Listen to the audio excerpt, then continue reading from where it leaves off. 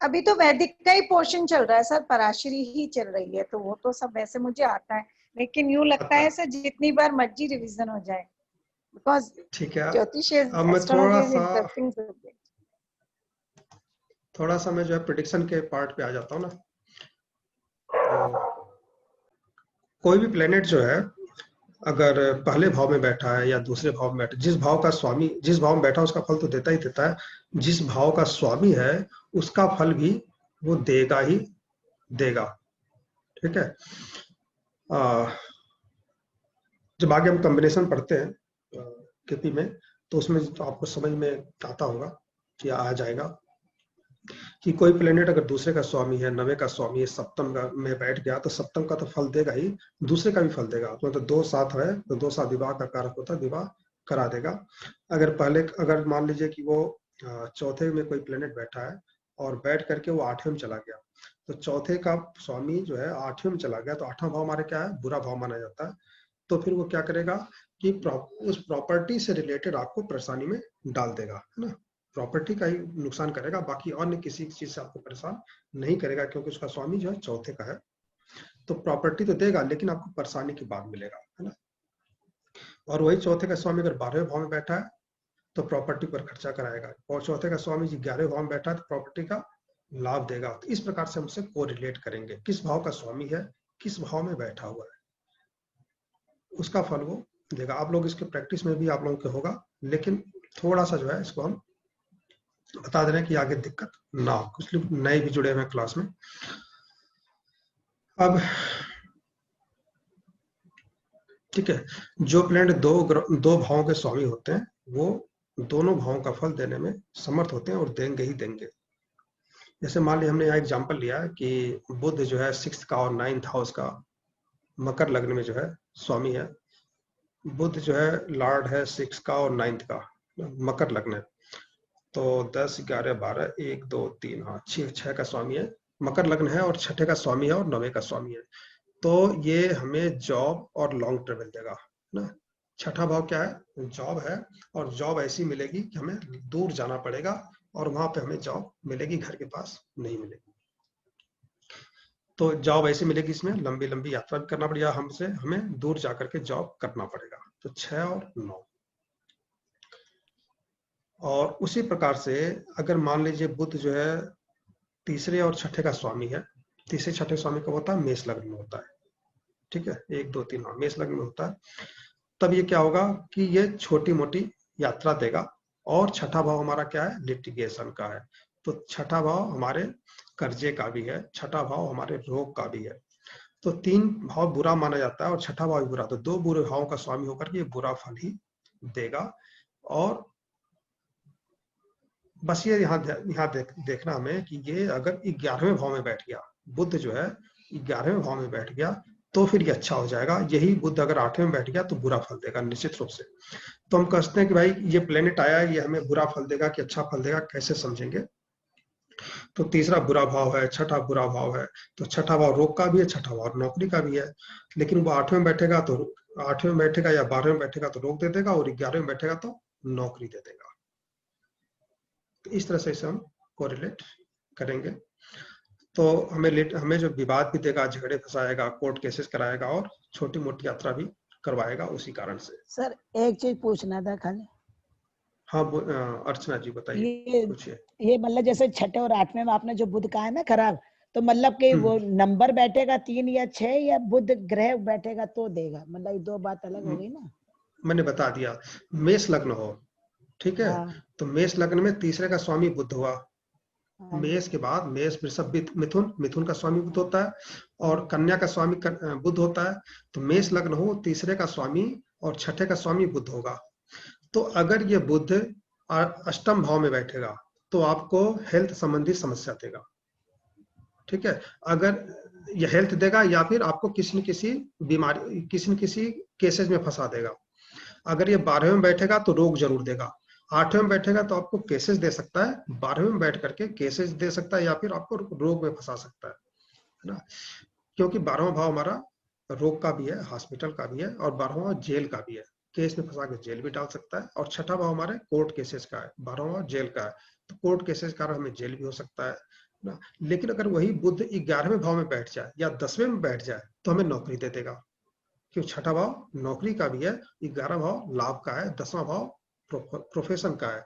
तो प्रोफेशन से संबंध बन जाएगा छठे का तो नौकरी दे देगा, 12वें से बन जाएगा तो आपको बीमारी नहीं दे वो देगा। तो हम समझ गए हैं, हम्म, वो तो हम समझ गए। मतलब होता है ना ग्रह, बुध ग्रह एक होता है नंबर के, बुध मिथुन या मतलब कन्या, ये मतलब पूछ रहे हैं। कई बार होता है ना, मान लो 3 सर ये नंबर राशि उसमें है। चार्ट में देखना है या केपी कुंडली में? हाँ सर हाँ सर ये हेलो आपके जो है, ये आपको हेलो केपी कुंडली में सर जैसे कई बार आप, होता है ना, बुध मान लो लगन में बैठा है लेकिन है न 3 नंबर 6 में है, मिथुन राशि 6 में है और केपी बैठा कुंडली में लगन, देखना सर। ये केपी तो कुंडली में देखना है। तो वो चीज पूछ रहे हैं हम खाली, कि बुध और कहीं बैठा हुआ है ग्रह और वो लगन और छठे नंबर पे मतलब 3 नंबर है या 9वें में 6 नंबर है, तो ये मतलब पूछ रहे केपी हैं। कुंडली में, अच्छा। मैंने सिर्फ मेष लग्न के लिए उदाहरण लिया आपके लिए। तो मेष लग्न में छठे का ही स्वामी होगा बुध, तीसरे और छठे का स्वामी होगा। जब लगन चेंज होगा तो फिर दूसरे भाव का स्वामी, जब वृषभ आ गया तो फिर क्या हो जाएगा, वो दूसरे का स्वामी हो जाएगा और 5वें का हो जाएगा। तो दूसरा 5वां भाव तो अच्छा है। क्या होता है दूसरा भाव? हमारा धन का होता है, परिवार का होता है। 5वां भाव क्या? दूसरा भाव हमारे नॉलेज का भी है और 5वां भाव हमारे एजुकेशन का है। तो फिर ये एजुकेशन भी देगा आपको 2 5। और फिर वहां पे हमें देखना पड़ेगा कि ये कहाँ बैठता है। वृषभ लग्न हो, बुध जो है दूसरे और 5वें का स्वामी बना और कहाँ बैठ गया? आपके अष्टम भाव में बैठ गया। तो फिर क्या करेगा? आपके पैसे का नुकसान करा देगा, आपकी नौकरी का नुकसान करा देगा। लेकिन यही बुध अगर 10वें में बैठ गया तो आपको साधु महात्मा जैसा बना, बहुत ज्यादा ज्ञानी बना देगा, है ना, स्पिरिचुअल बना देगा। 11वें में बैठ गया तो आपको बहुत ज्यादा एजुकेशन दे देगा, धन दे देगा, क्योंकि दूसरे का संबंध 11वें से बना। तो हमें ये देखना किस भाव का स्वामी किस भाव में जाके बैठ रहा है। तो जिस भाव में बैठेगा उसका फल तो जरूर देगा। जैसे अष्टम में बैठा तो कष्ट देगा, निश्चित रूप से देगा। अगर इसके पहले हमने क्या बताया कि जिस भाव में बैठता है, position of a planet in a house, जिस भाव में बैठता है उस भाव का फल जरूर देता है। लेकिन देगा किसके अनुसार? जिस भाव का स्वामी है उसके अनुसार देगा। तो स्वामी जिस भाव का है, जिस भाव का उसकी राशि जिस भाव में है उसके अनुसार फल देगा। तो वृषभ लग्न है तो 2 और 5 का स्वामी बुध हुआ। अब वो जिस भाव में बैठेगा उसका फल मिलेगा आपको। अष्टम का फल देगा, अष्टम में बैठेगा तो आपको पैसा नुकसान कराएगा। दूसरा भाव धन का भी है, अष्टम भाव पैसे नुकसान का भी है, कष्ट का है, तो पैसे कारण आपको प्रॉब्लम होगी। 5 और 8, 5वां भाव क्या है? प्रेम का है। अष्टम भाव मतलब उसमें डूबना, प्रेम के कारण आपको परेशानी। जो भी प्रेम में आदमी डूबता है वो शादीशुदा आदमी जैसा सुख ही नहीं रहता, उसको कष्ट होते हैं, उसको रात रात जगना पड़ता है, उसको उठ के जो है भागना पड़ता है, बहुत सारी उसको परेशानियां होती हैं, कई बार लड़ाई झगड़े भी होते हैं। तो 5 8 प्रेम देता है, प्रेम में देगा तो फिर परेशानी भी आएगी। और वही 5 11 हो गया तो ऐसा प्रेम जो क्या होता है? ऐसा प्रेम आपको सुख प्रदान करता है, ऐसा प्रेम सुख देता है। लेकिन 5 8 वाला प्रेम आपको कष्ट देता है। तो जिस भाव का स्वामी है और जिस भाव में बैठा है, तीनों को हम चेक करेंगे, उसके अनुसार आप फल बता देंगे। वैदिक ज्योतिष में बताया जाता है, लेकिन मैं समझा इसलिए रहा हूँ कि बहुत सारे लोग क्लास में नए हैं, हो सकता है कि जो है आप लोग समझने में दिक्कत आ रही है। चार्ट में जब हम डिस्कशन करेंगे तो थोड़ा सा भी का चार्ट ले लेंगे तो आपको बात कर लेंगे। आपने एक चार्ट भी दिया था आज, देख लेंगे अभी ना थोड़ी देर में कहेंगे तो उसको। तो ये लॉर्डशिप जो है समझा दिया आप लोगों को। अब आता है कंजक्शन। ये थोड़ा सा कंफ्यूजन वाला है, इससे आप लोग ध्यान नहीं देते होंगे, मैं भी बहुत कम ध्यान देता हूँ क्योंकि हम नंबर पे ज्यादा ध्यान देते हैं। लेकिन जब कंजक्शन होता है तो समझाता भाई ये इसका फल दे सकता है। देखिए जो प्लेनेट जिसके साथ होता है, जैसे मान लीजिए कि आपके साथ आपका भाई भी रह रहा है, ठीक है, आपका भाई भी रह रहा है तो स्कूल से बच्चे को लाना है तो आप भी ला सकती हैं और आपका भाई भी ला सकता है क्योंकि आपके साथ रहता है वो। तो वही कंजक्शन मतलब कि उसके विचार वो भी आपके साथ हाथ बटाता है। तो कंजक्शन मतलब कि एक भाव में जब 2 प्लेनेट बैठते हैं तो वो दोनों साथी बन जाते हैं, एक अपने विचारों को आपस में बांट लेते हैं, अपने कर्मों को आपस में बांट लेते हैं। तो if a planet conjunct to another planet it will give result of that planet. अगर बुध के साथ मंगल बैठ गया तो बुध के जो फल हैं वो मंगल भी देने में समर्थ है। जैसे मैंने आपको बताया बुध जो है वृषभ लग्न में दूसरे का और पांचवे का स्वामी हुआ, ठीक है, दूसरे का और पांचवे का स्वामी हुआ, और ये बैठ गए नवम भाव में, ठीक है, नवम भाव में बैठ गया मंगल के साथ। तो मंगल के साथ बैठ गया तो बुध दूसरे का स्वामी है, पांचवे का स्वामी है। मंगल अपनी दशा में नॉलेज भी देगा, ज्ञान भी देगा, क्योंकि वो बुध के साथ बैठा हुआ। लेकिन बस इतना ध्यान रखना है आप लोगों को, ये कहीं लिखा हुआ नहीं मिलेगा आपको कि कंजक्शन हम तभी मानेंगे जब वो 6 डिग्री के अंतर पे हो, ठीक है। जो ही 6 से ज्यादा 8 आ जाए, तो 8 पे जब चला जाता है थोड़ा सा प्रभाव कम हो जाता है, और 8 से ऊपर हो जाता है तो प्रभाव खत्म हो जाता है, फिर वो कंजक्शन नहीं मानेंगे, युति नहीं मानेंगे। तो जब दो प्लेनेट आपस में बैठते हैं तो एक दूसरे के प्रभाव को ले लेते हैं, एक दूसरे के रिजल्ट को देखने में सक्षम होते हैं। जैसे मान लीजिए शुक्र के साथ मंगल कहीं बैठ गया, तो हम क्या कहते हैं, सप्तमेश किसी के साथ बैठ गया, सप्तमेश मंगल के साथ बैठ गया, सप्तमेश सूर्य के साथ बैठ गया, तो सूर्य भी शादी करा सकता है। सप्तमेश मंगल के साथ बैठा तो मंगल भी शादी करा सकता है। उसी तरह से पंचमेश, जैसे मैंने बताया, बुध जो है पुत्र का कारक है, तो मंगल के साथ बैठ गया तो मंगल भी पुत्र अपनी दशा में पुत्र दे सकता है। लेकिन शर्त इतना ही है कि दोनों 6 डिग्री के अंतर पे ही बैठना चाहिए। 6 डिग्री से ज्यादा हो गए तो फिर वो पुत्र देने में समर्थ नहीं है। यहाँ पे ये नहीं लिखा हुआ है 6 डिग्री, लेकिन मैं आपको बता रहा हूँ जब आप प्रैक्टिकल में चेक करेंगे, कंजक्शन का मतलब होता है युति, और जब दो प्लेनेट एक साथ किसी भाव में बैठते हैं तो अपने साथी प्लेनेट के फल को देने में समर्थ होते हैं अपनी दशा और अंतरदशा में, ठीक है। उदाहरण के लिए जैसे हमने सर बताया 1 डिग्री होगा तब भी, हाँ सर 1 डिग्री होगा तब भी 100%, 1 डिग्री होगा तो 100% होगा। 6 जैसे डिग्री सूर्य तक बुध एक साथ बैठेंगे सर, सूर्य और बुध सर निश्चित सूर्य रूप और से बुध देगा एक वहां। साथ बैठेंगे तो दोनों एक जैसे के गुण देंगे। हाँ बिल्कुल देंगे सर थोड़ा सा क्लियर कर दो भाव, इसे। हाँ 100%, सर 100%। एक बार दोबारा, आवाज कट रही है सर, आपकी आवाज में आज बहुत प्रॉब्लम आ रही है सर। एक मिनट सर, एक मिनट। हेलो और सर। दोनों की डिग्री भी कमी होनी चाहिए, दोनों की डिग्री, मतलब सूर्य की भी बुध नहीं, की भी। एक मिनट, मैं इसको यहाँ पर रोकता हूँ। बल्कि एक बार डिग्री भी समझा दीजिएगा, सबकी डिग्री कितनी डिग्री मैं में समझा रहा हूँ, मतलब सब ग्रहों की डिग्री। ठीक है। अब हम आते हैं, जैसे कि आप लोग कह रहे हैं डिग्री समझने के लिए ना, देखिए जैसे यहाँ पर केतु और मून आप देखेंगे एक साथ बैठे हुए हैं। कहाँ पे बैठे हैं? 4th भाव में।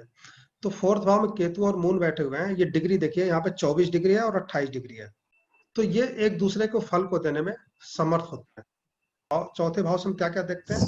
चौथे इसमें जो है एक, ये हमारा जो है केपी कुंडली है, और यहाँ पे चौथा भाव है।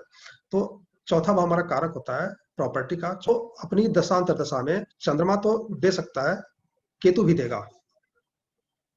अब जैसे यहाँ पे मंगल है और वीनस है, मंगल है, वीनस है और बुध है, ठीक है, छठे भाव में बैठा है। तो छठे भाव में अब आप समझे इसे कि वीनस यहाँ स्वामी है दूसरे का, ठीक है। दूसरा मरकरी है यहाँ छठे भाव का स्वामी और तीसरे भाव का स्वामी। फिर है मंगल यहाँ पर लग्न का स्वामी और अष्टम का स्वामी। तो बुध और मंगल और वीनस इसमें 100 डिग्री पे अंतर पे है। तो आप यहाँ पाएंगे कि वीनस जो है 5 डिग्री का है और मरकरी 6 डिग्री का है, 6.55 का, तो 1 डिग्री का अंतर है। तो ये ज्यादा एक दूसरे के फलों को देने में समर्थ होंगे। मंगल यहाँ पर 6 डिग्री के आसपास अंतर हो गया, ये भी ठीक है। नजदीक जो है मरकरी और मंगल है, और मरकरी से नजदीक जो है वीनस है, ये 5 डिग्री का है। तो जब हम फल देने की बात करेंगे तो मरकरी यहाँ पर तीसरे का स्वामी है, छठे का स्वामी है, तो मंगल भी छठे मतलब रोग दे सकता है क्योंकि वो अष्टम का स्वामी है। तो मंगल अष्टम का स्वामी होकर के रोग देगा, और उस रोग के कारण कष्ट देगा। एक्सीडेंट का भाव हमारा अष्टम है, करा सकता है मंगल, चूंकि एक्सीडेंट का कारक है। वीनस क्या है? शादी का कारक है। वीनस जो है पार्टनरशिप का कारक है। तो बुध जो है अपनी दशांतर दशा में शादी भी दे सकता है, क्योंकि सप्तमेश के साथ शुक्र बैठा हुआ है, तो ये शादी भी दे सकता है बुध, क्योंकि वो वीनस के डिग्री के समान बैठा है, 1 डिग्री के अंतर पे बैठा है। मेरे उस समझाने का अंतर बस यही था कि कोई भी प्लेनेट जब किसी के साथ बैठ जाता है तो उसके भाव के फल को देने में भी समर्थ हो जाता है। नहीं सर आगे बढ़े। पहले प्रैक्टिस में आएंगे थोड़ा सा। अच्छा संजय, अच्छा संजय जी ने पूछा, ठीक है।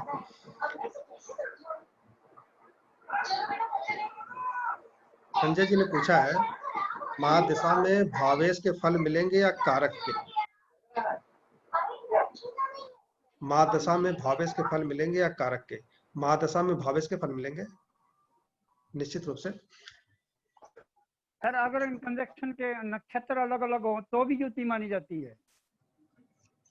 अगर ये जो कंजक्शन में जो प्लेनेट बैठे हैं अगर अलग नक्षत्र में हो दोनों अलग अलग तो भी युति मानी जाएगी?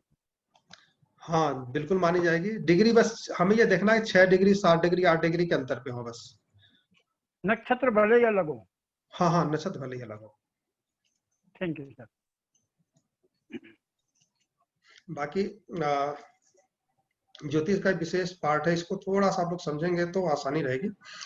और कई बार ऐसा होता है ना कि दशा तो बुध की चल रही है और उसने शादी करा दी, कैसे करा दी लोग समझ नहीं पाते क्योंकि वो सप्तमेश का स्वामी नहीं है, लेकिन उसकी शादी हो गई, उसकी अंतरदशा में हो गई, तो वो जो है शुक्र के साथ बैठने के कारण अपने फल को देने में समर्थ हो गया है। लेकिन ऐसे चार्ट आपको कम मिलेंगे, अधिकतर चार्ट तो ऐसे ही आएंगे कि अपने भाव का फल देते हैं, क्योंकि युति इक्का दुक्का प्लेनेट की होती है, तो वहां पे ऐसे चार्ट आपको कम मिलेंगे। सर किसी भाव में बुध और गुरु दोनों है वहां पर, ठीक है, और बुध की डिग्री 3 डिग्री है, ठीक है, और गुरु की डिग्री 29 डिग्री है, तो इसको सर फर्क में 6 डिग्री के अंदर में आएगा सर ये कि इसको नहीं ये तो 6 डिग्री में, तो ये 6 डिग्री में कैसे आएंगे? नहीं आएंगे ना। अच्छा भाई देखिए 3 डिग्री और 29 डिग्री कितना अंतर हो गया? 23 डिग्री 24 डिग्री का अंतर हो गया लगभग, 24 से 26 डिग्री का, तो अंतर तो ऐसे ज्यादा दूर हो गया। हाँ तो वो डिग्री वो नहीं माना जाएगा, युति नहीं माना जाएगा। युति तभी माना जाएगा 6 डिग्री के अंतर पर हो, बस, है ना। अब मैक्सिमम 8 तक मान सकते हैं, इससे ज्यादा नहीं।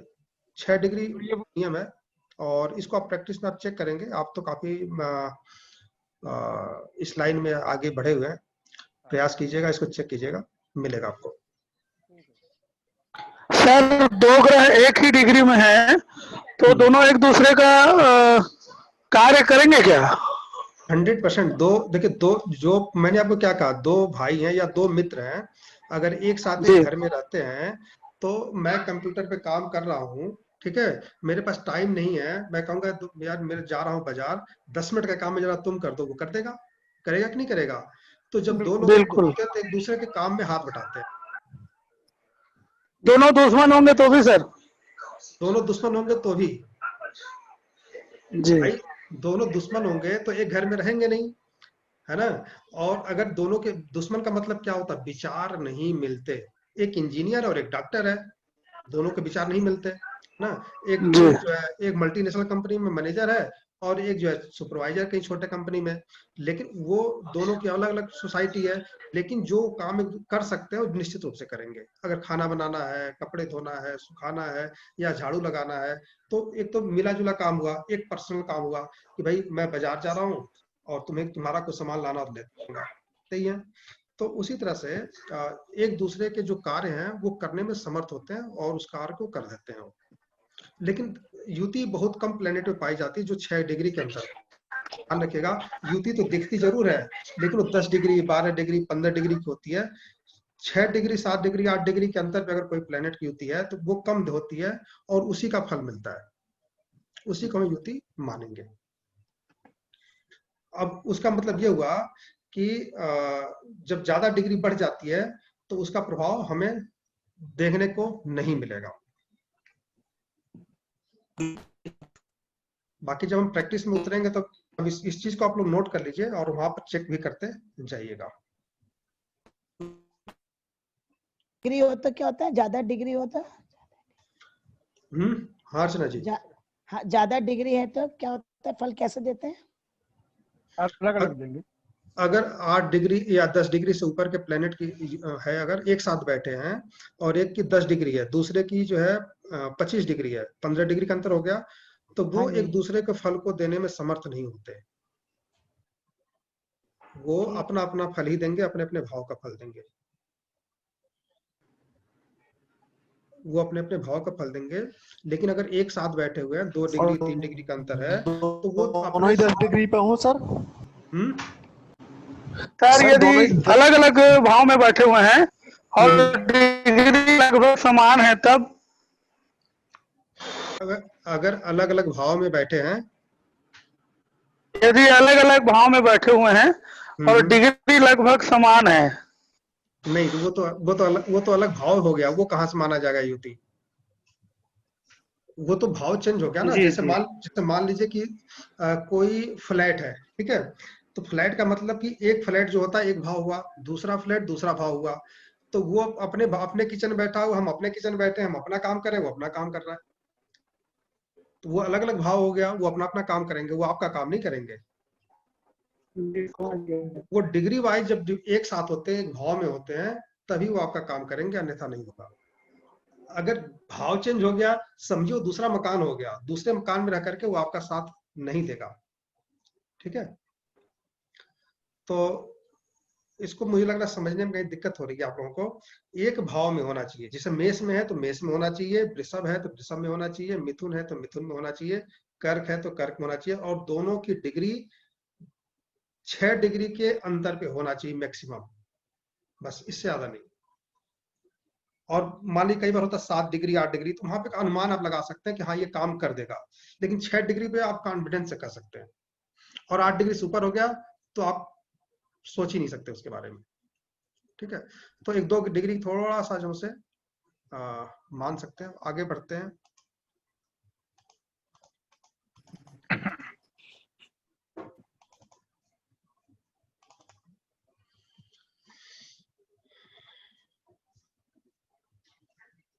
देखिए हमने क्या लिखा है यहाँ पे कि सूर्य जो है पांचवें हाउस में कंजक्ट है, लॉर्ड ऑफ फिफ्थ, मेष लग्न है, 5वें का स्वामी है सूर्य, और शनि के साथ लग्न में बैठा हुआ है।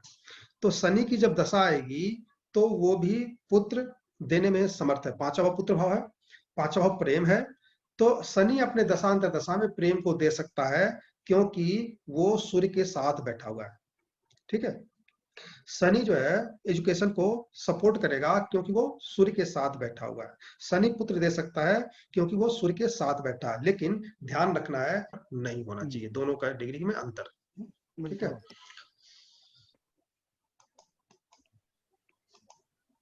हाउस इट आस्पेक्ट,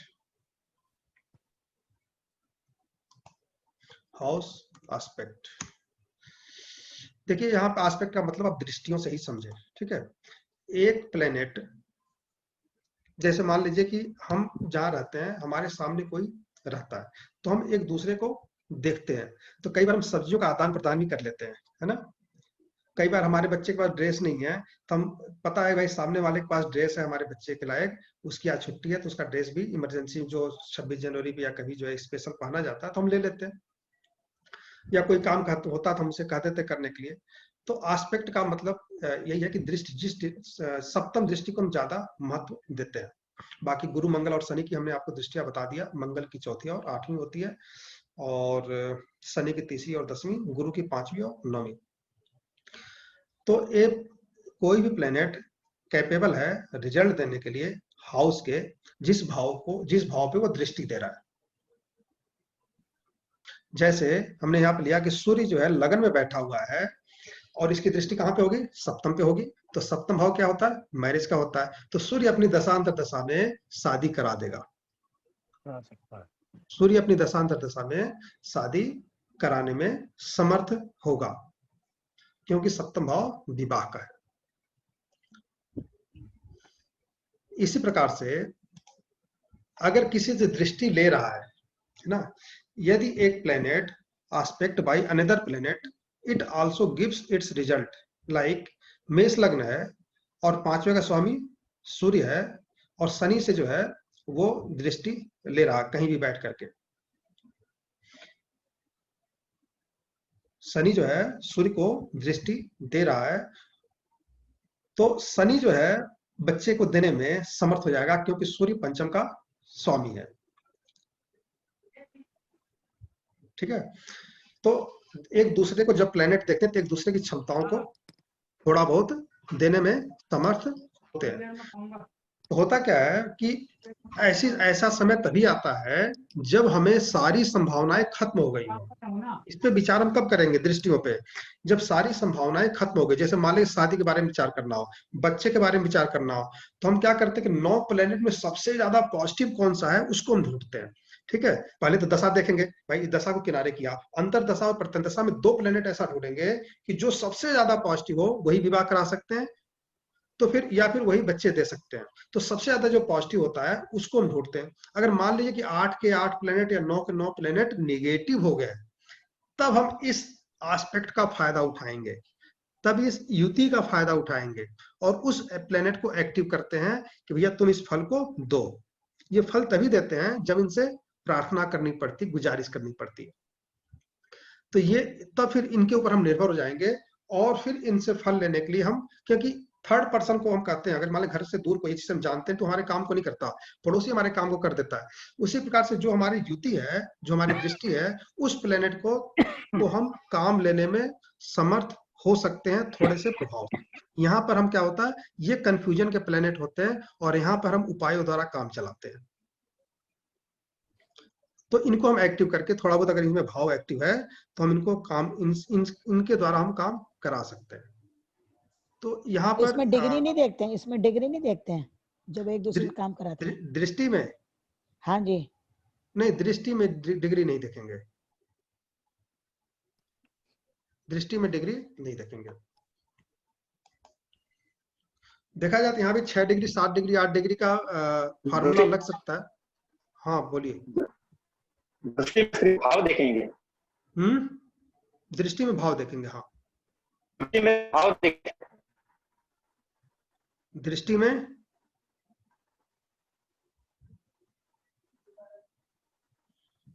देखिए, जो प्लेनेट आमने, मान लीजिए कि वृषभ लग्न है, ठीक है, वृषभ लग्न है या मेष लग्न को मान चलते हैं कि सामान्य समझने में आसानी होगी आप लोगों को। लग्न में जो है कोई प्लेनेट बैठा है, XYZ लग्न में कोई प्लेनेट बैठा हुआ है, वो सप्तम को देख रहा है, तो सप्तम को देख रहा है तो अपनी दशा अंतरदशा में विवाह को देने में समर्थ होता है। ठीक है, इतना समझ में आ रहा है? मान लीजिए कि 10वां भाव हमारा रोजी रोजगार का है, प्रोफेशन का है, लेकिन जब शुक्र चौथे में बैठता है तभी तो हम कह देते हैं कि भैया कपड़े संबंधी व्यापार करो, कहते हैं ना। तो क्या होता है कि ऐसा देखा भी क्या है, उसका जो कपड़े का व्यापार होता है, क्योंकि शुक्र चौथे भाव में बैठा है तब, तो अपनी दृष्टि के द्वारा कर्म भाव को देख करके अपने अनुसार उसको व्यवसाय चुनने के लिए प्रेरित करता है। लेकिन शर्त यह है कि 10वें भाव में कोई प्लेनेट नहीं होना चाहिए, है ना। सबसे पहला काम होता है, जो प्लेनेट 10वें भाव में होता है वो आपके प्रोफेशन को चुनेगा अपने अनुसार और नक्षत्र के अनुसार। दूसरा किसका प्रभाव होता है, जो प्लेनेट उसको देख रहा है। अगर उस प्लेनेट 10वें भाव में कोई प्लेनेट नहीं होगा तब हम शुक्र को, या चौथे भाव में कोई प्लेनेट है तब उसको हम कहेंगे भैया इसके अनुसार आप प्रोफेशन को चुने। अगर चौथे में कोई नहीं हुआ, लगन में शनि बैठा हुआ है, तो वो सबसे बढ़िया हो गया कि लगन में शनि बैठ करके 10वें भाव को देख रहा है, तो हम कहेंगे या शनि से रिलेटेड आप प्रोफेशन में जाओ, क्योंकि शनि की दृष्टि 10वें भाव पे है ना। उसी प्रकार से मंगल अगर सप्तम में बैठा हुआ है, उसकी दृष्टि, चौथी दृष्टि कहाँ पे आती है, 10वें पे आती है। तो मंगल से रिलेटेड व्यवसाय को, प्रोफेशन को हम कहते हैं कि आप करो, क्यों, उसकी चौथी दृष्टि 10वें पे है। तो यहाँ पे हम दृष्टि, यहाँ पे हम डिग्री थोड़ी देख रहे हैं, किसी भी डिग्री का होगा, भाई अकेला ही बैठा होगा, उससे वो 1 डिग्री का हो, 10 डिग्री का हो, उससे कोई फर्क नहीं पड़ता।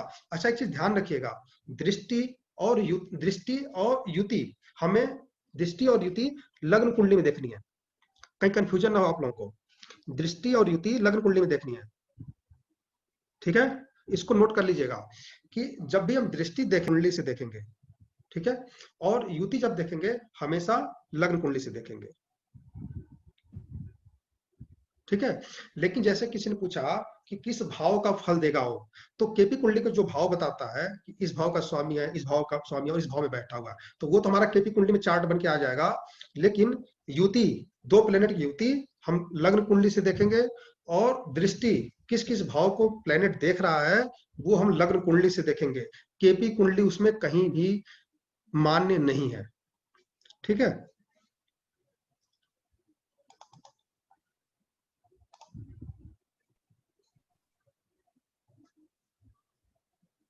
अब हम आते हैं नक्षत्रा पे। ये सबसे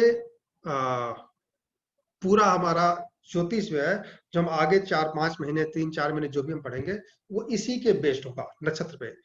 कोई प्लेनेट अपने नक्षत्र के अनुसार फल देता है। नक्षत्र के अनुसार मतलब जैसे ये मेरा कमरा है, ठीक है, एक साइड में बेड है, दूसरे साइड में स्टडी टेबल है, ठीक है, तीसरे साइड में एसी है, कूलर है, जो भी चीज है। तो एक ग्रह में 3 नक्षत्र होते हैं, एक राशि में 3 नक्षत्र होते हैं। तो जिस डिग्री पे होता है उसी का फल देता है। अगर मेष लग्न है, 13 डिग्री तक कोई प्लेनेट है तो वो अश्विनी का फल देगा। उसके आगे बढ़ गया 14 डिग्री होगा तो शुक्र का, भरणी का फल देगा, है ना, शुक्र उसका फल देगा शुक्र के अनुसार। और फिर आगे चला गया 27 डिग्री तक तो सूर्य के अनुसार फल देगा, क्योंकि कृतिका का स्वामी सूर्य हुआ। उसी प्रकार से कोई प्लेनेट नक्षत्र के अनुसार फल देता है। तो नक्षत्र के अनुसार मतलब कि मैं जिस डिग्री को, मतलब अगर मैं स्टडी टेबल पर बैठा हूँ तो वहां मैं सो नहीं रहा, वहां मैं पढ़ाई कर रहा हूँ। लेकिन अगर मैं बिस्तर पे हूँ तो फिर मैं सो रहा हूँ, वहां पढ़ाई नहीं हो रहा है ना। तो उसी तरह नक्षत्र के अनुसार फल देता है। और एक राशि में 3 नक्षत्र होते ही होते हैं, ठीक है, एक राशि में 3 नक्षत्र होते ही होते हैं। और कितने कितने डिग्री के होते हैं ये हम कल डिटेल में चर्चा करेंगे, क्योंकि केपी की शुरुआत आज से यहाँ से हो गई, नक्षत्र से जब हम चर्चा की। लेकिन इसके पहले कि कोई फल, क्योंकि ये जो पीछे छूट पढ़ाया आप लोगों को ना, ये मैं कभी पढ़ाया नहीं किसी को। पिछले 12 क्लासेस आचार्य जी शायद इनको भी नहीं पढ़ाया ना, ये चीजें छूट जाती थी। हाँ, प्रेडिक्शन में बताता था, लेकिन यहाँ मैं आप लोगों को पढ़ा इसलिए दिया कि आप लोगों को समझ में आ जाए, कहीं बाद में मैं समझा रहा हूँ आप लोगों को समझ में ना आए। तो इसलिए जो प्रेडिक्शन करने का तरीका है वो आप लोगों को मैं यहाँ जरा सा बता दीजिए, जो मतलब इसमें जैसे 3 ग्रह बैठे हुए हैं, तो जिसकी ज्यादा डिग्री अच्छी होगी उसका ज्यादा अच्छा फल देंगे, कि जिसकी कम डिग्री होगी उसका ज्यादा अच्छा फल देंगे? जैसे आपने बताया ना कि एक कमरे में मेज है, बेड है, एसी है, तो बेड देखिए जो डिग्री कम होती है वो ज्यादा ताकतवर होता है, जिसकी डिग्री ज्यादा होती है वो कमजोर होता है। जैसे मान लीजिए एक प्लेनेट 16 डिग्री का है, ठीक है, और एक प्लेनेट जो 14 डिग्री का है, तो 14 डिग्री वाला प्लेनेट ज्यादा ताकतवर माना जाता है, वो मजबूत माना जाता है। लेकिन फल दोनों एक दूसरे का देंगे। पंडित जी एक बात पूछो। हाँ पूछिए। जो अभिजीत नक्षत्र तो है, हाँ, अच्छा, अभिजीत नक्षत्र आप पढ़ाएंगे? बिल्कुल, हाँ, कल के उसमें क्लास होगा, लेकिन पढ़ाता तो नहीं हूं मैं, लेकिन हाँ बता दूंगा। बताइए। अभिजीत नक्षत्र बारे में आप थोड़ा कल बताइए। हाँ बता दूंगा, कैसे निकालते हैं वो भी मैं बता दूंगा। हाँ, अभिजीत नक्षत्र में कौन कौन आदमी जन्म होने से इसका फल क्या मिलता है, इसके बारे में थोड़ा बताइए।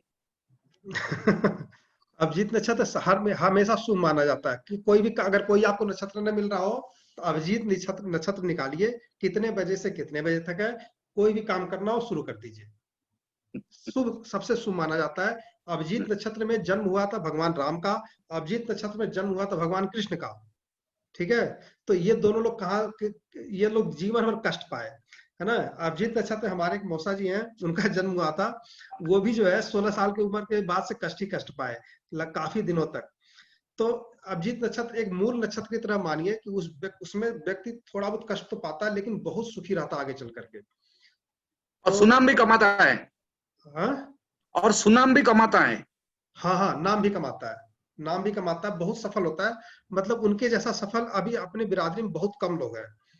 अब गोरखपुर के हैं, जैसे कि कृष्ण मुरारी मिश्रा जी हैं, और कह सकते हैं सहारा के जो है गुरु हैं वो, और मतलब अपने बिरादरी में बहुत अच्छा नाम कमाया उन्होंने एस्ट्रोलॉजी में।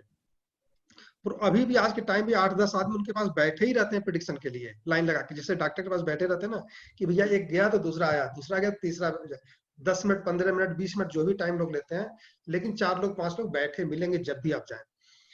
स्थिति है। तो नाम भी कमाया उन्होंने, पैसा इतना कमाया कि समझ सकते हैं कि अगर हर 10 मिनट 20 मिनट पे 500 रुपए आ रहे हैं तो पैसा कितना हो सकता है। भाई इंडस्ट्रियलिस्ट तो नहीं है, लेकिन अच्छा खासा पैसा कमाया उन्होंने और ईमानदारी से कमाया, है ना।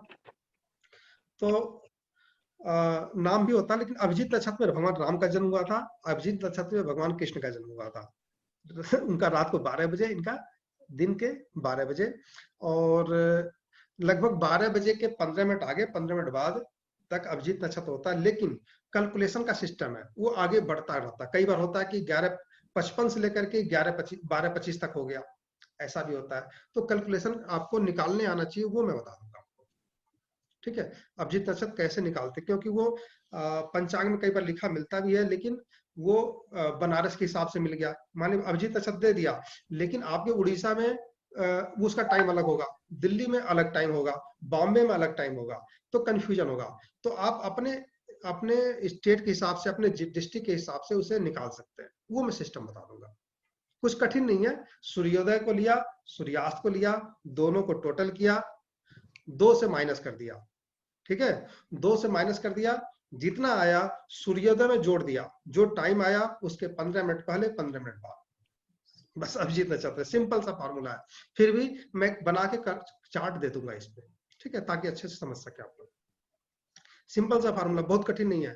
बाकी किताबों में अगर आप देखेंगे ना, बहुत कंफ्यूजन आप समझाते हैं, वो समझ में नहीं आता। हमने एकदम सिंपल, जैसे आपको बताया इष्ट काल का, जो भी जिस समय जन्म हुआ सूर्योदय को लिया, सूर्योदय से जिस समय जन्म हुआ टोटल का टाइम निकाला, उसको 2.5 गुना कर दिया, इष्ट काल आ गया। उसी तरह से उस अभिजीत नक्षत्र का भी हमने ऐसा ही बनाया हुआ सिंपल सा फॉर्मूला है, कल मैं आपको बता दूंगा। और जो हम लोग का जो बॉडी का पार्ट्स जो होता है कौन राशि में कौन सा पार्ट्स होता है बॉडी का? हाँ। जैसे आपका मेष राशि में ऐसी फेस हुआ और आपका हेड हुआ, तो ऐसे वृष राशि में ऐसे गला हुआ और नेक हुआ। थोड़ा इसके बारे में भी चर्चा कीजिए। बताया तो था आपको, पहला भाव, दूसरा भाव, तीसरा भाव। पहले भाव से क्या देखते हैं, दूसरे में बताया था आपने, बताया था और राशि के बारे में नहीं, मैंने आपको भाव से बताया था ना, भाव से बताया था। पहला भाव से हेड, दूसरे भाव से चेहरा, तीसरे भाव से, तो पहला भाव मेष मान लीजिए, दूसरा भाव जो है वृषभ मान लीजिए, वही तो है। पहला भाव मेष है, दूसरा भाव वृषभ है, तीसरा भाव जो है मिथुन है। और अगर उसी हिसाब से उसको समझ लीजिए। 12 भाव को 12 राशियों में बांट दीजिए। देखिए क्या है, किताबों में कंफ्यूजन वाला होता है कि भाव से अलग बता दिया और राशियों से अलग बता दिया, है दोनों एक ही चीज। हमने भाव से बता दिया क्योंकि हमें प्रिडिक्शन भाव का करना है, राशियों का नहीं करना है ना। भाव के करना है कि पहला भाव का है तो कहाँ पे दर्द होगा, है ना। तीसरे भाव का स्वामी बैठा हुआ वहां पे तो शनि मतलब पीठ से संबंधी दर्द हो सकता है। चौथे का स्वामी बैठा अष्टम में तो हृदय संबंधी, हार्ट अटैक संबंधी प्रॉब्लम हो सकती है। अगर पांचवें का स्वामी छठे में बैठ गया तो लीवर खराब हो सकता है, आपके पेट संबंधी प्रॉब्लम हो सकती है, गैस संबंधी प्रॉब्लम हो सकती है ना। तो वो हमें यही देखना कि किस भाव का स्वामी किस भाव में बैठा है। राशि से हमें कोई मतलब नहीं है, प्रिडिक्शन हम भाव का करेंगे, है ना। लेकिन है वही कि पहला भाव मेष है, दूसरा भाव वृषभ है, तीसरा भाव मिथुन है, तो उसी हिसाब से उसको भाव के हिसाब से आप समझ लीजिए, ठीक है। उसको अलग से क्लास। हाँ अलका जी बताइए। सर एक बात चीज बताइए, जैसे कोई बच्चा है वो पीएचडी कर रहा है, पिछले 6 साल से पीएचडी चल रही है, अभी उसमें सिर्फ 4 या 5 मंथ रह गए हैं फाइनल होने में, लेकिन इस टाइम ये प्रॉब्लम आ रही है कि उसके जो प्रोफेसर हैं वो उसके साथ कोऑपरेट नहीं कर रहे हैं, वो पीएचडी पूरी नहीं हो पा रही, और उसमें अभी जो उसका जो टाइम चल रहा है उसमें 6 नंबर भी एक्टिवेट नहीं है अगली जून तक। तो क्या कहेंगे इस बारे में सर, अगर 6 नंबर एक्टिवेट नहीं है और सारे नंबर एक्टिवेट हैं? देखिए रिसर्च का भाव होता है अष्टम भाव, ठीक है। उच्च शिक्षा का सारे हैं, उच्च शिक्षा का भाव होता है 9th भाव, ठीक है। और 11th भाव इच्छा पूर्ति का होता है ना। और उसमें आपको 8, 9, 11 है, सिर्फ 6 नहीं है। 8, 9, 10, 11, 12 सब है, 12 भी है नक्षत्र लेवल पे, सब लॉर्ड लेवल पे। हाँ तो 12 है ना, फिर 12 नहीं होना चाहिए ना फिर। अच्छा 12 नहीं आना चाहिए, 12 है उसमें, दोनों में से एक ही होना चाहिए ना। 8 के साथ 12 जुड़ गया तो लाभ नहीं देता, ध्यान रखिएगा। 6 के साथ 8 जुड़ गया तो छठा भाव नौकरी नहीं देगा, रोक देगा। 6 के साथ 12 जुड़ गया तो छठा भाव नौकरी नहीं देगा, क्या देगा आपको? कोर्ट केसेस देगा। इसी तरह से 8 के साथ 12 जुड़ गया तो आपके लिए वो अनसर्टेन गेन नहीं देगा, वो आपको कष्ट देने वाला है। यहाँ तो 8 के साथ हमें क्या करना होगा फिर? कौन से अब वहां पे आपको की हमें उपाय करना होगा या सब लोड का करना होगा? नहीं, जिसमें जो 8 12 बता रहा है उसका करना होगा, उसका करना होगा। जैसे केतु में दिखा रहा है, हाँ तो केतु का करना पड़ेगा। या फिर अगर कुछ समझ में ना आ रहा हो तो ग्रह का कर दीजिए, क्योंकि ग्रह जिसके नक्षत्र में है ग्रह ही तो फल दे रहा है अपने नक्षत्र के अनुसार और सब लॉर्ड के अनुसार। तो ज्यादा समझ में नहीं है, ग्रह में भी है 12। हाँ तो ग्रह का उपचार करना है बस। Okay sir, okay. तो पंडित जी केतु का उपचार करना पड़ेगा क्या? देखिए 2 चीजें हैं, आप समझिए मैं क्या कर रहा हूँ। उपचार सबके अलग अलग होते हैं, इसीलिए अलग होते हैं। मैं अपने पत्नी के अनुसार फल दूंगा, ठीक है? मैं अपने पत्नी के अनुसार अपना काम करूंगा। नक्षत्र मतलब पत्नी, मैं घर का मालिक हूं लेकिन पत्नी से पूछ करके फल देता हूं, ठीक है, नक्षत्र के अनुसार। अब क्या हुआ कि या तो पत्नी को मना लीजिए या मुझे मना लीजिए, भैया तुम पत्नी के हिसाब से मत चलो, तुम अपने हिसाब से एक बार सुन लो तो भी हो जाएगा काम। तो अगर नक्षत्र में प्रॉब्लम है, नक्षत्र स्तर पे, तो या तो उसका उपचार कर लीजिए या ग्रह स्तर का उपचार, किसी एक का तो उपचार करना ही पड़ेगा। तो सबसे बढ़िया होता है कि अगर राहु केतु नक्षत्र स्तर पे हैं तो उनका दान करा दिया जाए, मंत्र जप करा दिया जाए, क्योंकि केतु राहु अगर किसी और जगह भी है तो वहां भी प्रॉब्लम कर रहे होंगे ना। ग्रह का उपचार आप करेंगे तो सिर्फ एक का उपचार होगा, नक्षत्र का उपचार करेंगे तो कई सारा उपचार हो जाएगा। अगर केतु में 10 बार 6 8 12 आ रहे हैं तो उसका उपचार करते ही बहुत सारे प्लेनेट ठीक हो जाएंगे, और प्लेनेट का उपचार करेंगे तो सिर्फ उसी प्लेनेट का फायदा आपको मिलेगा, ये फायदा बस, ठीक है? किस में आ रहा हो, कितने नंबर पे आ रहा हो? तो राहु केतु नहीं, राहु केतु में 6 8 12 नंबर। मान लीजिए कि वो राहु के साथ 8वें का स्वामी बैठ गया, 12वें का स्वामी बैठ गया, 6ठे का स्वामी बैठ गया, तो सबका फल देगा ना वो। 6ठे का भी फल देगा, 8वें का भी फल देगा, 12वें का भी फल देगा। कल मैं दोबारा कल इस पे चर्चा करूंगा, तब ज्यादा समझ में आएगा, क्योंकि सबके नंबर बनवाऊंगा, राहु केतु के नंबर बनवाऊंगा तो समझ में आ जाएगा। तो कल हम नक्षत्र पे चर्चा करेंगे, नक्षत्र की डिग्री पे चर्चा करेंगे, नक्षत्र के उप नक्षत्रों पे चर्चा होगी, ठीक है? 249 उप नक्षत्र होते हैं, उस पर चर्चा होगी। और कोशिश रहेगी इसको बताने के बाद से सब लॉर्ड को वही उप नक्षत्र पे चर्चा हो जाए, ताकि परसों में आप लोगों को उदाहरण लेकर के समझा सकूं, है ना? तो आप लोग जो भी ये बताया गया, मैं अभी इसको जो है कन्वर्ट कर देता हूं, और सुबह तक मैं कोशिश करूंगा आप लोगों को यूट्यूब पे डाल दूं, आप लोग देख लीजिएगा। हालांकि समझ में आ गया होगा। कल शाम को आप लोग क्लास को छोड़िएगा नहीं, क्योंकि कल जब छूट जाएगा तो परसों समझ में नहीं आएगा, क्योंकि आगे वो कंफ्यूजन बना रहता है कि ये आपने बता दिया लेकिन मेरे समझ में नहीं आया, कारण कि आपने एक क्लास छोड़ दिया। कि किताबों में ये नहीं मिलेगा, किताबों में बाकी बेसिक चीजें मिल जाएंगी, लेकिन जो कल बताया जाएगा वो किताबों में नहीं मिलेंगी। और तो कोशिश कीजिएगा कि कल की क्लास ना छोड़े। कल कौन सा टाइम में होगा क्लास? क्लास तो इसी टाइम होगा, 8:30 बजे। ठीक सर नमस्कार जी। ठीक है, नमस्कार। नमस्कार। सवा घंटे निकल के पता नहीं चला, ठीक है? सर आज का वीडियो बहुत अच्छा था। नमस्कार सर। ठीक है, नहीं जैसे मैं अभी बोल रहा हूँ, मैंने माइक नहीं लगाया, ठीक है? तो अब आवाज अच्छी आ रही है? हाँ जी, बिल्कुल साफ आ रही है। तो फिर ऐसे ही करूंगा कल ना, आगे से ऐसे ही करूंगा कि माइक की जरूरत नहीं है, मुझे भी आपकी आवाज आ रही है और हमारी आवाज आप तक पहुंच रही है ना? तो ठीक है सर। हाँ जी सर प्लीज सर एक बता। हाँ पूछिए। सर जैसे ग्रह की, हाँ जी सर ये वाला वीडियो ग्रुप में भी शेयर कर दें प्लीज। हाँ सर पूछिए। सर एक बात पूछनी थी सर। सर जैसे ग्रह की युति ग्रह से होती है तो 6 डिग्री का अंतर में मानी जाती है, और यदि किसी भाव से ग्रह की युति भी मानी जाती है, भाव से, किसी भाव कोई भाव, जैसे कोई भाव 5 डिग्री का और उसमें ग्रह 25 या 28 डिग्री का बैठा हो, तो क्या वो भाव से युति रखेगा या अगले पिछले में चला जाएगा? ये तो लग्न पे निर्भर करता है। लग्न अगर 1 डिग्री का होगा तो दूसरे भाव में चला जाएगा। मैं ये पूछ रहा था, जैसे 5वें भाव में कोई ग्रह बैठा है 5 डिग्री का, ठीक है, और उसकी भाव की जो डिग्री है वो बिल्कुल 0 डिग्री है, या 5-7 डिग्री का ग्रह है, तो आपस में भाव से युति बन जाएगी उसकी? भाव से युति नहीं होती, ग्रहों की युति होती है। अच्छा, नहीं ये केपी में आगे चले जाए ना, जैसे 5 में बैठा है, छठे में चला जाता है, चौथे में रह जाता है। हाँ हाँ हाँ हाँ, क्या इसी कारण से नहीं होता होगा कि भी? हाँ इसी कारण से होता है कि लग्न की डिग्री 0 है और वो 6 डिग्री का है, तो दूसरे भाव में चला जाएगा, दूसरे भाव में चला जाएगा। हाँ वही बात है वो। तो वो दूसरे भाव का फल देगा, फिर वो उसका फल नहीं देगा जिस भाव में बैठा है, जिस भाव में चला गया उसका फल देगा। लेकिन जब हम युति चेक करेंगे ना, तो किसी जिसके साथ बैठा हुआ पंचम में, उसी को हम देखेंगे। दृष्टि देख कर चेक करना हो तो पंचम से जिस भाव को देख रहा होगा उसी को हम देखेंगे। दृष्टि और युति दोनों लग्न कुंडली में चेक करना है, ठीक है। और जो है, और जिस भाव का फल देगा, जिस राशि का स्वामी है, वो हम केपी कुंडली से चेक करते हैं, है ना।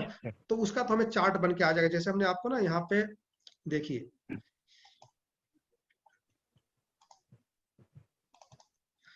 ये होता है, ये चार्ट बन के आ जाता है, ये ना, ये केपी कुंडली और लग्न कुंडली के हिसाब से ये नक्षत्र नाड़ी चार्ट बन के आ जाता है ना, कि ग्रह जो है चौथे का स्वामी है ना, स्टार लॉर्ड 3, 5, 6 का है, तो ये बन के आ जाता है। और इसी के अनुसार हम प्रेडिक्शन देते हैं। फिर हम इसको ज्यादा ध्यान नहीं देते, लेकिन हमें जब दृष्टि देखनी रहेगी तो हम इसको देखना ही पड़ेगा कि शनि तीसरी दृष्टि सप्तम को दे रहा है ना, फिर 11वें को दे रहा है, और फिर दूसरे को दे रहा है। तो ये दूसरे भाव को प्रभावित करने की क्षमता शनि में है, 11वें को भी प्रभावित करने की क्षमता है, और साथ में सप्तम को ही प्रभावित करने की क्षमता है। यहाँ शनि बैठ करके, शनि अगर बुरा है तो सप्तम में बैठ करके, शनि मतलब बुरे का कारक है, देरी का कारक है, तो इसकी दृष्टि सप्तम पे पड़ रही है, तो फिर क्या करेगा, विवाह में देरी करा देगा। सप्तम, शनि सबसे ज्यादा देरी कराता है विवाह में। शनि प्रेम का कारक है, सप्तम में देख रहा है, अगर सप्तमे से कहीं संबंध बना हुआ है शुक्र से, तो ये प्रेम विवाह कराएगा ना। तो हमें जो है दृष्टि जिस भाव को देख रहा है उसका प्रभाव देने में समर्थ होता है। और इसीलिए हम कहते हैं, आप लोगों को थोड़ा सा और विस्तार में चलते, तो जैसे हम आप लोगों को जो लोग आगे पढ़ चुके हैं, जो लोग फॉरेन योग पढ़ चुके हैं, हम क्या कहते हैं कि आप लोगों को, कि अगर यहाँ पर गुरु बैठा हुआ है तीसरे भाव में, तो ये विदेश यात्रा दे देता है। अब लोग कंफ्यूज रहते हैं, विदेश यात्रा कैसे देगा, है ना। हम ये कहते हैं यहाँ बैठ करके यहाँ पे देख रहा है, नवम भाव को देख रहा है, या फिर यहाँ पे मंगल बैठा नवम भाव में, तो नवम भाव में बैठा हुआ मंगल किसी भी राशि का बैठा हुआ है, वो अपनी दशा में विदेश यात्रा दे देता है। कैसे दे देगा, क्योंकि यहाँ से 1, 2, 3, 4 12वें भाव को देख रहा है, और यहाँ से तीसरे को देख रहा है, तो 3, 9, 12 बन गया, विदेश यात्रा बन गया। तो विदेश यात्रा में दृष्टि के उदाहरण हम यूज करते हैं, और विदेश यात्रा बन जाती है, और अधिकतर विदेश यात्रा होती भी उन्हीं दशा में। तो यहाँ पर विदेश यात्रा का आप देखेंगे कि उस दृष्टि का बहुत ज्यादा फल देखते हुए आपको मिलेगा। ठीक है। तो दृष्टि हमें लग्न कुंडली से देखनी है, युति हमें लग्न कुंडली से देखनी है, लेकिन किस भाव का फल देगा, अगर ये शनि चौथे में आ गया तो चौथे का फल देगा, फिर, है ना, यहाँ, और यहाँ आ गया तो इसका फल देगा। तो हमें सिर्फ युति को देखना है बस, लग्न कुंडली से और दृष्टि को, बाकी सब चीजें हम केपी कुंडली से देखेंगे। और केपी कुंडली की समझने की ज्यादा जरूरत नहीं है, हमारे पास बना बनाया चार्ट आता है, हमें तो दशा देखनी है, इस नंबर को देखना है और प्रेडिक्शन दे देना है ना। बस दृष्टि युति देखनी रही तो हम इस पे चले जाएंगे। आपको गोचर चार्ट देखना बताया जाएगा प्रत्येक इवेंट के हिसाब से। जैसे मैरिज का चार्ट पढ़ाएंगे तो गोचर मैरिज के हिसाब से बताएंगे, और जब आपको चाइल्ड बर्थ पढ़ाएंगे तो चाइल्ड बर्थ का गोचर अलग तरीके से लागू होता है, उसका अलग बताएंगे। जब प्रोफेशन का होता है तो प्रोफेशन का अलग से बताएंगे, ठीक है। तो आगे जैसे जैसे इवेंट आगे बढ़ेगा वैसे वैसे आप लोगों को गोचर जो है समझाने की, क्योंकि सबका गोचर अलग अलग तरीके से बनता है। जी, धन्यवाद आप सभी का, और मिलते हैं कल 8:30 बजे, ठीक है। नमस्ते। Thank you sir. Thank you so much.